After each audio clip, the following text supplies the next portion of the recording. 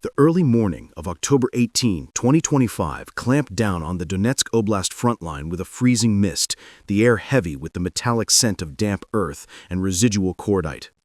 The strategic gravity focused entirely on Pokrovsk, a crucial nexus of Ukrainian logistics where the M30 highway and Donetsk railway lines converged, acting as the vital artery feeding Kramatorsk and Slavyansk. The larger macro objective of the Russian command remained the full capture of Donetsk and a projected thrust into the industrial lands of Dnipropetrovsk. Now the immediate tactical threat materialized. Elements of the Russian 33rd Motorized Rifle Brigade had successfully infiltrated and occupied the small, critical village of Leontovychi, positioning themselves 5-7 kilometers from the Pokrovsk city center, transforming this minor settlement into a forward springboard for urban penetration. The stillness before the kinetic fury was deceptive, a manufactured calm imposed by environmental factors and calculated Russian action. Heavy rain and gusting winds swept across the flat, open terrain, a meteorological advantage that suppressed Ukrainian aerial reconnaissance and degraded the operational ceiling of crucial first-person view FPV drones. This weather window enabled Russian sabotage and reconnaissance groups, DRGs, to infiltrate deep, using small 2- to 3-person fire teams, often shedding identifiable uniforms for civilian clothes to execute acts of perfidy as they breached the periphery of the gray zone. From observation posts concealed in the forested high ground near Kurakov, Lieutenant Colonel Maxim, commanding a tactical group from the Ukrainian 7th Quick Reaction Division, scanned the thermal signatures radiating from Leontovychi. The tactical picture was stark. The Russians had achieved a significant, albeit localized, advance of over 5 square kilometers, consolidating positions along the northern approach to the crucial railway embankment. The enemy, supported by drone units from the Rubicon Center for Advanced Unmanned Technologies, was systematically destroying Ukrainian defensive strongpoints. Maxim listened to the low, constant hum reported by his electronic warfare teams, a pervasive jamming energy that sought to sever the data link between Ukrainian operators and their aerial assets. He knew the cost of waiting.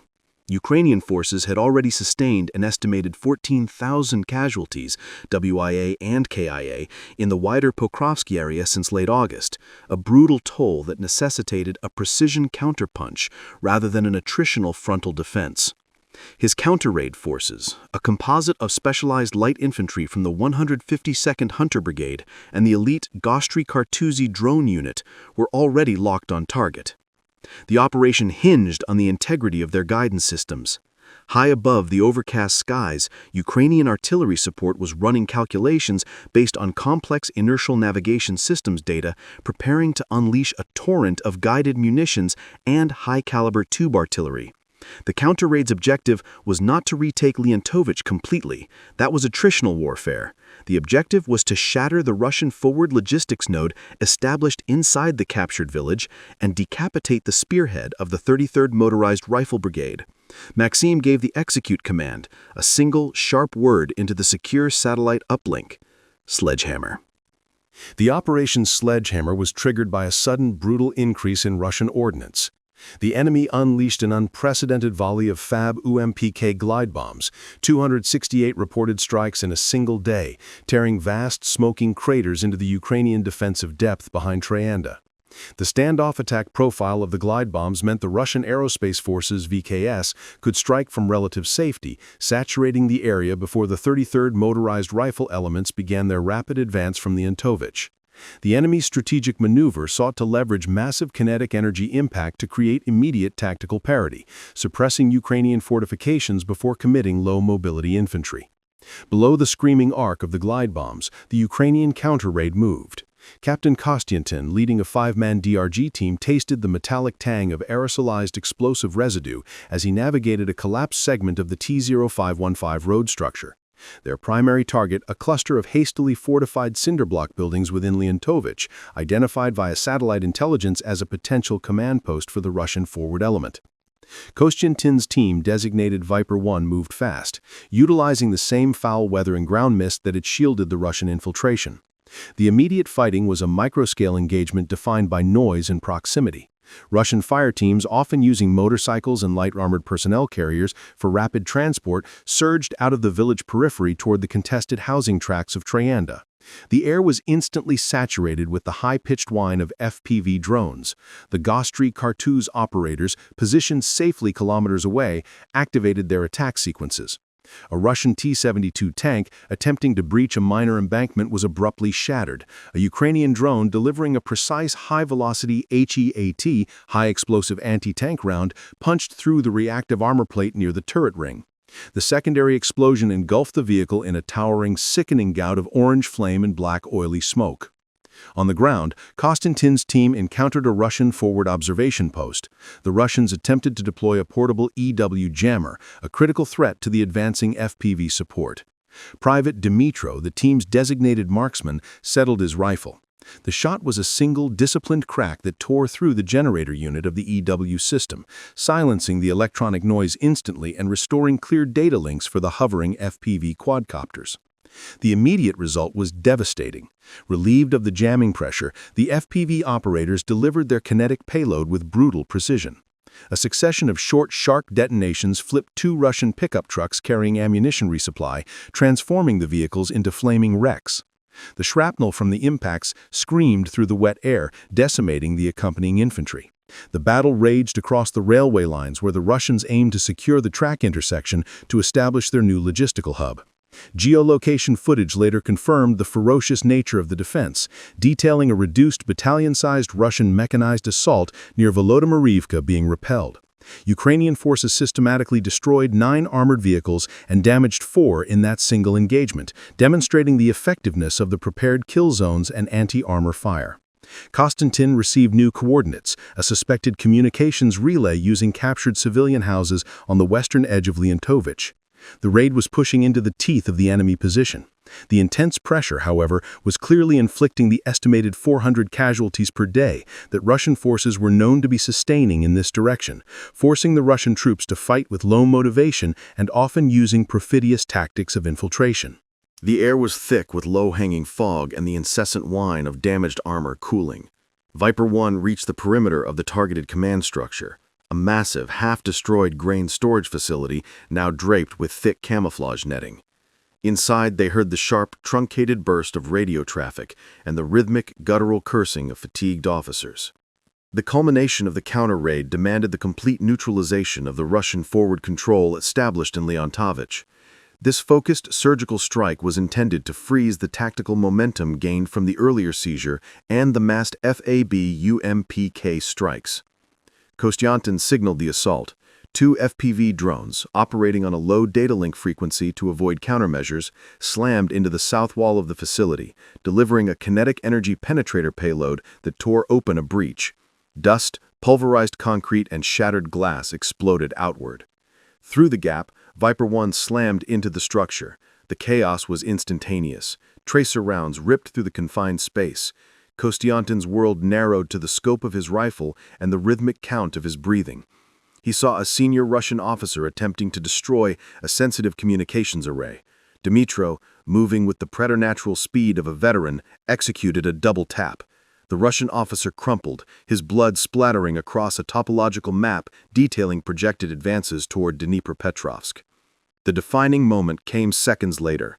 As Russian infantry recoiled from the sudden violent penetration, a Ukrainian TOS-1A thermobaric artillery system shell, one captured or precisely targeted during earlier engagements, was struck by a guided artillery round from the rear, possibly misloaded or improperly secured. The resulting catastrophic explosion inside the perimeter did not just kill the immediate personnel. The ensuing shockwave ripped apart the integrity of the Russian forward logistical caches. Fuel drums burst, ammunition crates vaporized, and the structure itself buckled. The sound was a physical hammer blow, momentarily deafening Konstantin, replacing all other sensory input with a searing, white noise roar. The heart of the Russian operation in Leontovychi was obliterated in one devastating, unintentional flash. The advance had stalled, violently halted by a combination of targeted precision and self-inflicted catastrophe. Silence returned, heavy and ringing, broken only by the crackle of burning debris and the distant sporadic echo of artillery. Leontovychi, Hours earlier, a precarious but vital Russian gain was now a landscape of pulverized masonry and smoking, twisted metal. The kinetic damage was total. The localized counter-raid had achieved its immediate goal, the forward momentum driven by Russian forces who had fought for 2.5 years with little rest, like the elements of the 98th VDV Division elsewhere on the front, was broken. The Ukrainian forces, despite not permanently occupying Leontovychi, had rendered the village tactically unusable as an immediate springboard. Though the physical territory seizure remained fluid, part of the contested gray zone extending into Troyanda, the immediate threat of a full encirclement of Pokrovsk via the Northern Railway Dam was mitigated. The railway line, a vital Ukrainian G-lock, was still under threat, and control remained extremely complex. The immediate cost was visible in the ruins. Multiple Russian light-armored vehicles were overturned or gutted, their armor plate warped by the intensity of the counterfire. Ukrainian drone units reported confirming at least 5 more Russian soldiers killed in action by the Gostry Kartuzy unit alone during the raid, contributing to the staggering estimate of 400 Russian losses per day in this direction. But the human consequence resonated deeper. Kostiantin dragged himself out of the haze. He looked at Dmitro, whose face was streaked with soot and grime, eyes vacant, fixed on the burning wreckage. They were professionals, detached observers of their own violence. Yet the weight of the last hour was visible in the minute tremor of Dmitro's hands as he cycled his weapon. They had succeeded in the surgical strike, but the atmosphere was not one of triumph.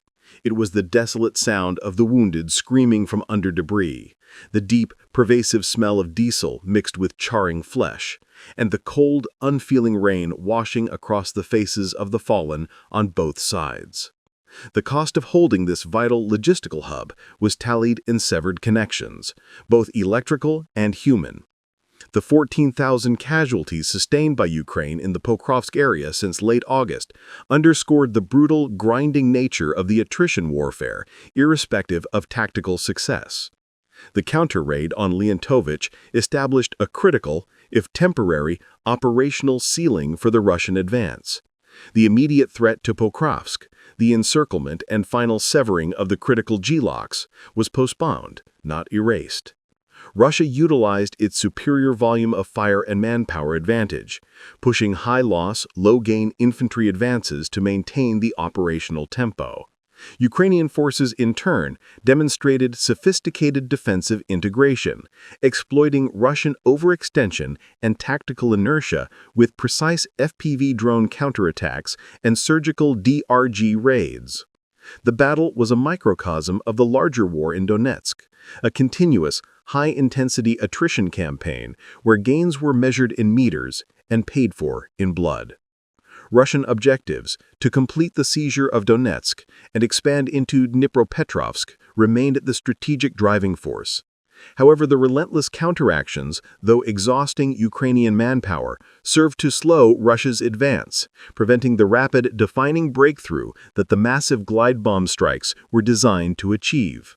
The ground around Leontovychi reverted to a volatile, fiercely contested gray zone, illustrating that neither side could claim decisive control, only the grim privilege of continued presence. The war machine ground on, indifferent to the emotional toll etched into the faces of the soldiers who navigated the wreckage.